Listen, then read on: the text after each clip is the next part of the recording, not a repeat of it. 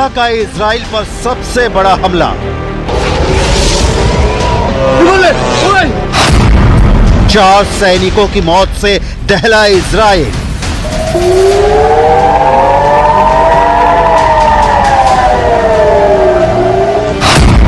साठ लोगों के घायल होने से हाइफा में मची हलचल।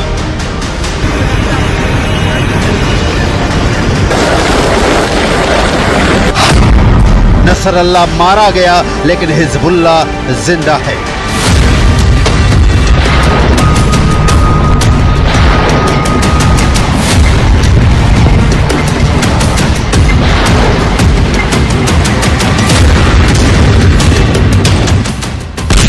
हिजबुल्लाह का कमर तोड़ने वाले अटैक के बाद इजराइल इस मुगालते में था कि अब कम से कम हिजबुल्लाह इजराइल के खिलाफ डायरेक्ट अटैक नहीं करेगा।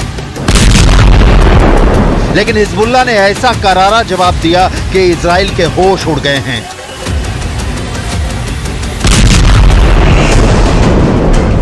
रक्षा मंत्री Yoav Gallant, army chief Herzi Halevi दौरे पर हैं। हिजबुल्लाह ने गोलानी ब्रिगेड के ट्रेनिंग कैंप पर जबरदस्त हमला किया है। हमला इतना जोरदार था कि इजरायली डिफेंस फोर्स के 4 सैनिकों की मौत हो गई। हिजबुल्लाह ने इजराइल पर हमला उस दिन किया जिस दिन अमेरिका ने third missile defence system Israel की सुरक्षा में तैनात करने की घोषणा की। यह हमला किसी रॉकेट या मिसाइल से नहीं बल्कि ड्रोन से किया गया। यह हमला इतना सटीक था कि इजराइल को भी मानना पड़ा कि इस हमले की वजह से उसे भारी नुकसान उठाना पड़ा है। हिजबुल्लाह के छोड़े 2 ड्रोन में से एक को इजराइल के एयर डिफेंस सिस्टम ने इंटरसेप्ट किया, यानी रोकने में सफल रहा। लेकिन दूसरा drone Golani brigade training base पर तबाही मचाने में कामयाब रहा।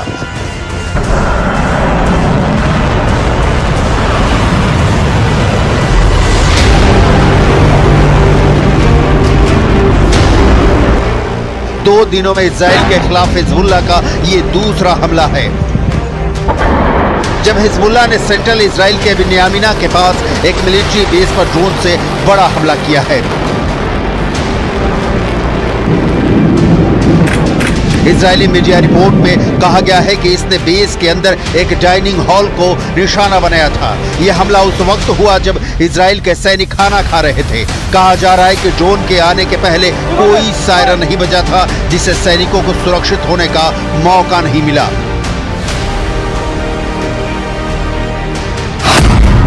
हिजबुल्लाह के इस ड्रोन अटैक में सार्जेंट ओमरी टमारी उम्र 19 साल, सार्जेंट योसफ हीब उम्र 19 साल, सार्जेंट योआव एगमॉन उम्र 19 साल और 19 साल के ही सार्जेंट एलोन एमेटे की मौत हो गई। ये सभी गोलानी ट्रेनिंग बेस पर तैनात थे। जंग की शुरुआत से ही इजराइल यूएवी के खतरे का सामना कर रहा है। बिन्यामिना मिलिट्री कैंप जहां पर ड्रोन अटैक हुआ वो लेबनान की सीमा से महज 65 किलोमीटर दूर ही है। आईडीएफ ने अपनी शुरुआती जांच रिपोर्ट में पाया है कि ये दोनों ड्रोन समुद्र की सीमा के रास्ते इजराइल में घुसे।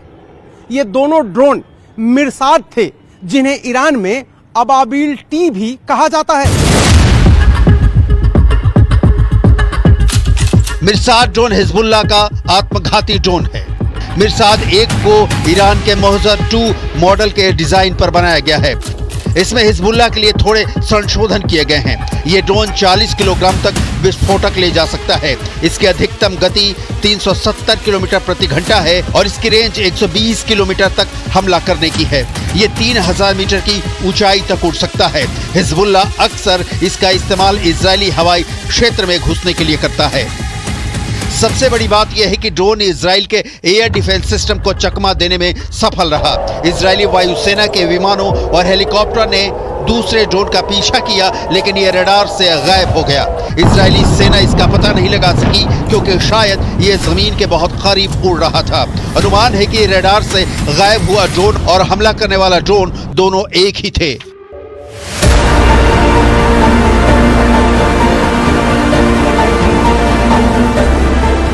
फिलहाल इजरायली सेना इसकी जांच कर रही है।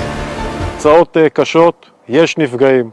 בשלב שאנחנו נמצאים פה עכשיו שליטה מבצעית מלאה על האירוע. כל הנפגעים פונו לבתי החולים. אנחנו עכשיו עסוקים בליצור קשר עם משפחותיהם. כל החיילים בבסיס הונחו להתקשר הביתה ולעדכן את משפחותיהם שהם בסדר. कोई सायरन भी नहीं बजा, जिसकी आवाज हमला होने के बाद हाइफा शहर की सड़कों पर सुनाई पड़ रही है।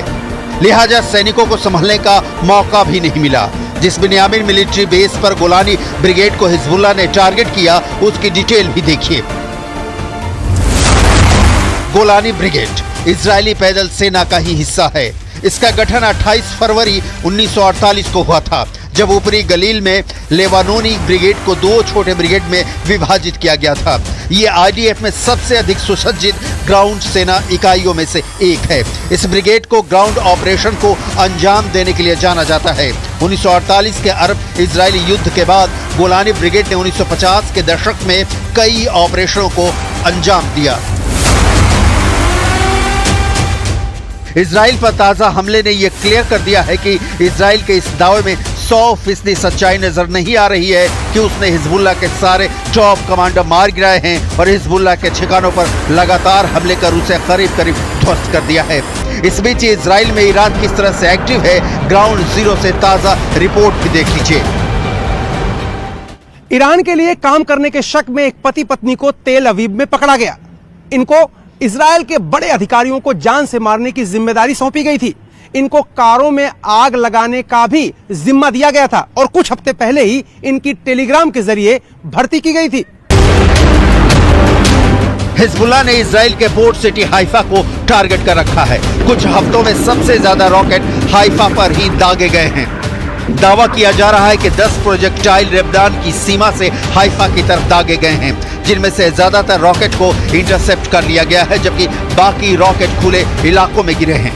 इजराइल के हाइफा से आया एक चौंकाने वाला वीडियो देखिए। ये वीडियो हाइफा के होलसेल मार्केट का है, जहां लोग कामकाज में जुटे हैं, लेकिन तभी अचानक एक मिसाइल का टुकड़ा यहां गिरता है और यह शख्स घायल होने से बाल बाल बच जाता है।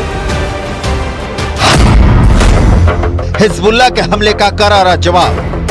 इस बीच इजरायली एयरफोर्स ने दक्षिणी लेबनान में बहुत बड़ा हमला किया है। हिजबुल्लाह के 200 ठिकानों को तबाह कर दिया है। इन ठिकानों में launchers, anti tank launching position, military building और हथियार डिपो को टारगेट किया गया है। ये तस्वीर लेबनान के नबाती की है, जहां कमर्शियल मार्केट पर भीषण हमला किया गया है। दक्षिणी लेबनान के नबाती में भयानक तबाही हुई है। शहर में दूर दूर तक कोई नहीं दिखाई दे रहा है। सिर्फ तेज रफ्तार गाड़ियां और इजराइल के हमलों का बारूद सड़कों पर देखा जा सकता है। नबाती दक्षिण लेबनान का एक बेहद अहम शहर है, लेकिन अब यह शहर किसी शमशान में तब्दील हो चुका है। लेबनान के नबाती में जबरदस्त बमबारी हुई है। न्यूज़ 18 संवाददाता रिफत इस वक्त उसी इलाके में हैं। कैसा है नबाती का हाल, आपको दिखाते हैं। नबाती बहुत ही अहम शहर है साउथ बेरूत में, और ये बॉर्डर के साथ का एरिया है, और अभी भी ऊपर से जो है वो इजरायली ड्रोन घूम रहे हैं। मैं पूरी तरह से दिखाने की कोशिश करूंगा कि क्या कुछ तबाह हुआ है। ये नबाती का एरिया है और नबाती एक बड़ा मार्केट है, और इस मार्केट में अब हर तरफ से बर्बादी हुई है। यहाँ आप मुश्किल से ही किसी शख्स को देखेंगे। सारे लोग यहाँ से निकल चुके हैं, सिर्फ कुछ रेस्क्यू ऑपरेशन वाले लोग हैं। बाकी ये आप देख सकते हैं यहाँ पे क्या है हाल। सब कुछ यहाँ पे तहस नहस हो गया है। गाड़ियाँ, ये स्ट्रीट्स और ये सब तबाह हो गया है। ये देखिए, लेबनान का विध्वंस तय दिख रहा है, लेकिन इजराइल पर हिजबुल्लाह ने जिस तरह से हमला किया है, उसने सारे सवाल खड़े कर दिए हैं कि इजराइल इस इंतजार में बैठा है कि वो ईरान के खिलाफ पलटवार करेगा। और आलम यह है कि ईरान के प्रॉक्सी हिजबुल्लाह के हमले से ही इजराइल खुद को सुरक्षित नहीं रख पा रहा।